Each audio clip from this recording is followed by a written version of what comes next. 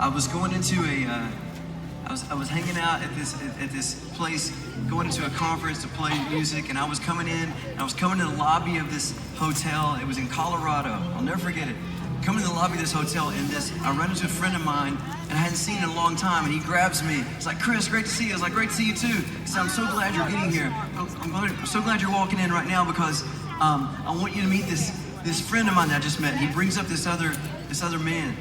And he said he just spoke at this conference, and he's headed back home. He's flying back home, and what he had to say, I've never heard anything like it before, and I just want you guys to meet. And he's like, he said, "Tell Chris your story. Tell Chris your story." And so this beautiful older man, he just looks at me, and he speaks in very broken English, and he said, "Hi, I'm a pastor from Syria." And that, when he said that, a pastor from Syria, I was like, that's kind of all the resume you need. I was like, that's intense, right? That's not pastor from Valdosta, right? That is a pastor in Syria. And I was like, okay. And he began to tell me his story. And guys, this is what he began to share. And I shared this for tonight, just hopefully your faith will be just encouraged like my faith was. In very broken English, he began to share. He said, yes. He said, my friend Eric said, tell him your story. So he's like, okay. He starts telling me his story. And he said, yeah,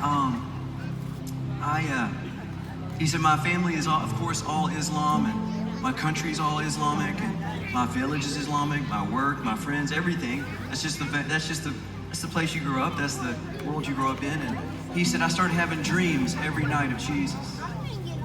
He said, and every night I had dreams of Jesus would come in my dream. And night after night after night, he said after each night, after every dream, he said, Jesus, I love how he said this, he goes, even though I've never been taught about Jesus, I knew who he was in my dream. And he said, and every night, he said, right before I would wake up, he said, Jesus would say, follow me. He said, so this one morning, he looked at me and he said, Chris, this one morning, I decided, okay, today's the day. He said, I said, Jesus, I'm gonna follow you. He said, and he looked at me, he said, because of that decision, I lost my family, I lost my work, I lost my friends. He said, so much so that my brothers, he said, I had two brothers, and so much so that one of my brothers came to me and said, you've embarrassed the whole family. You can't follow this Jesus. This is not our custom, this is not our culture. In fact, if you keep this up, if you don't renounce this Jesus, then we're going to take your life in the public square of our village. And then he said they gave me a day.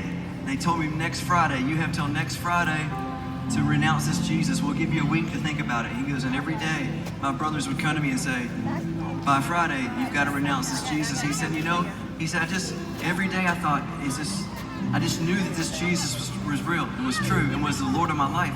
And I thought, okay, whatever happens, happens.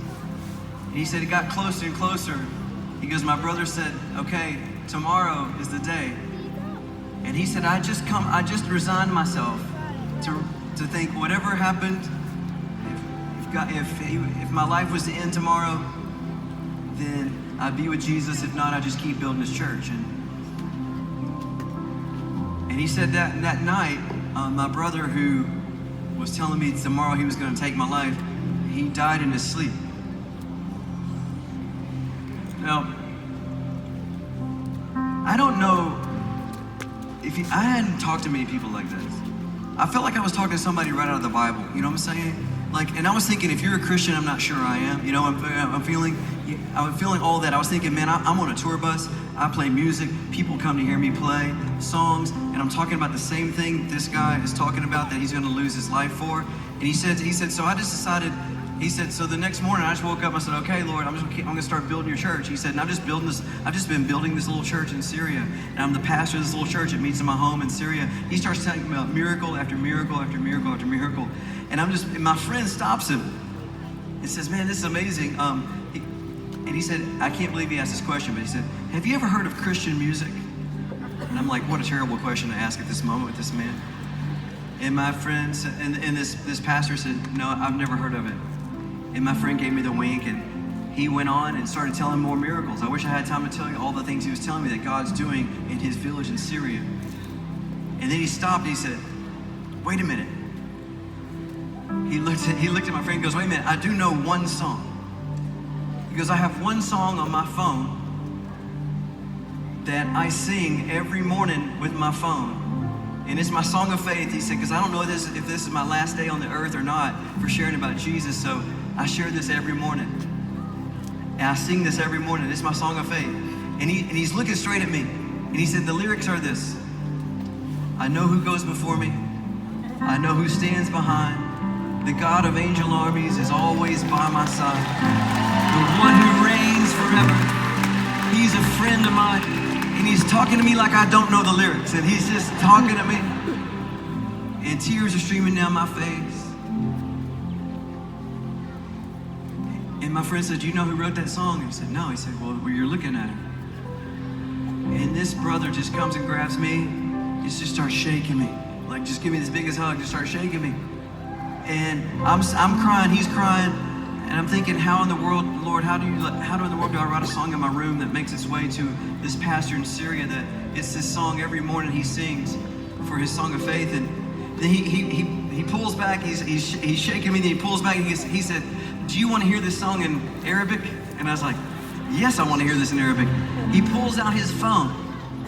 He has one song on his phone. He starts playing Angel Armies. Is somebody in Arabic singing it. And I don't know who that is, but they're awesome, whoever they are. And I was thinking, wow, what a privilege. And I thought, well, how kind of God that I was coming in late to this thing. He was about to fly back to Syria. God would give us that connection. And I'll never sing this song again. The reason why I just stopped the concert to share that is I usually don't share that in the concert. In fact, I rarely ever have. But I just thought tonight I wanted to, and I've never forgotten. I'll never sing this song without thinking about him. Even today, isn't it amazing to know that tonight you cannot stop the gospel of Jesus. You cannot stop the church, no matter what. All over this world. All over this world today, the church is being built.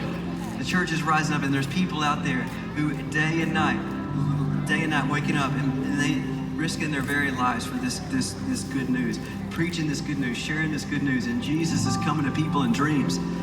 In countries you can't even get in, Jesus is coming in dreams. Jesus is like, well, I can get in. I'll show you how. And how beautiful, how powerful. And so tonight, when we sing this song and the songs to come, I don't know, I would just love that kind of faith to rise up in this place and know that we're part of a kingdom that's so much greater than this kingdom. Kingdoms rise and fall on this earth, but we're part of a greater kingdom, an everlasting kingdom that never ends. The kingdom of Jesus. He's the Lord, the King of all kings. So let's sing this. This is a long intro. This is Angel Armies. Come on, let's do this.